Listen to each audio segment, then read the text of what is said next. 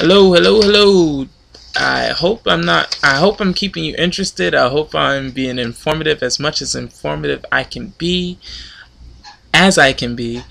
I'm on to my last breakdown. I'm not doing the doubles draw. Williams sisters will take the Wimbledon. They'll defend, I think, 3 times now over. They're 2 time defending champions, so I'll see them defending. Uh, we're on to the men's draw. Doubles, men's, it's up in the air. Top half, 2010 Wimbledon. As we all know, the top seed is Roger Federer. He's number 2 in the world, but he's the top seed. It's kind of a given, his dominance here at the All England Club. He's got to be number 1 seed. I don't think Rafa argues. He doesn't argue at all. So, and if he does, it's very, very minimum. I don't think he has a problem with that. He opens against Alejandro Falla. No threat there. I just wanted to say Alejandro. Lady Gaga, don't call me Alejandro. But anyway, his possible second round is with Nicolas Massu, from Chile. That's his third round test is where I'm more so concerned is between either Janko Tipsarevic, the Serb, or Tommy Robredo, the 30th seed from Spain. Tommy, has a wicked backhand, but he hasn't really been making noise this year. And Janko Tipsarevic has a good game, but he also hasn't been making. So it should be an interesting, fun match. I don't see too much of a test, but it should be interesting.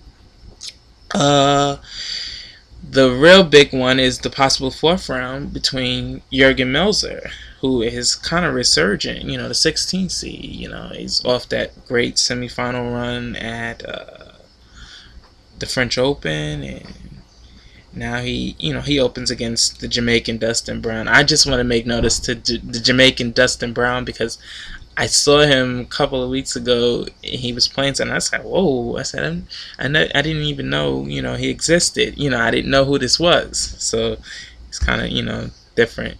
Jurgen Melzer, has a little test, in front of him before he can get there. His possible 3rd round with Feliciano Lopez, the 22nd seed, the Spaniard, who has he's really the first Spaniard that I say has the best game on grass after Nadal.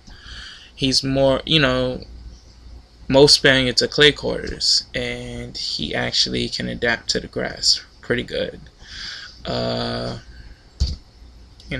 That's how I look at it. I think Fed Jurgen Melzer around 16s, we'll call it. At the bottom half of that section, you have Thomas Berdych, the 12th seed, who faces a little test. Tricky player, maybe a dark horse, dark floater, whatever you want to label it as, and B. Becker from Germany. Not Boris Becker, but Benjamin Becker. He knows how to play on this stuff, and that's his 2nd round test. The tests just keep going. You have possible 3rd round with Stan Wawrinka, Roger Federer's countryman, who may face one of my favorite players to watch, the Russian Dmitry Tursunov, in the 2nd round. It's good to see him back on the tour playing. And then of course rounding that out, you have the 4th round possibility for Tomas and Nikolai Davydenko. He is the 5th seed, if I'm correct. I believe so. Yes, I think he's the 5th seed. He hasn't been playing since before Howell last week. He hadn't played since March in Indian Wells, where he retired. So he's been out with injury. So you have to also think, how prepared is he to go the best of 5 sets and a Grand Slam and on the slick grasses of Wimbledon. So he has a 2nd round test against his countryman Igor Andreev. I see Tomas and Nikolai playing one another unless an upset happens with Nikolai more so than Tomas. And Massey fed into Tomas in a quarter. Let's move on to the second section of the top half. You have the Novak Djokovic section quarter. He's the third seed. He opens against Olivier Roques, and he's actually 3-1 down to Olivier, the Belgian. His only win actually came on grass, though. So, you know, gotta like his chances, but I still think a possible upset. If he doesn't come out playing good on the grass, it's a chance of a possible upset for, you know, the third seed. Second rounder, you know, Taylor Dent and Juan Ignacio Chela. Taylor Dent has actually been to the second week. Chela has not been past the second round, I believe. So you gotta like Taylor Dent, you know, coming through. And yeah, the biggie right here is Leighton Hewitt.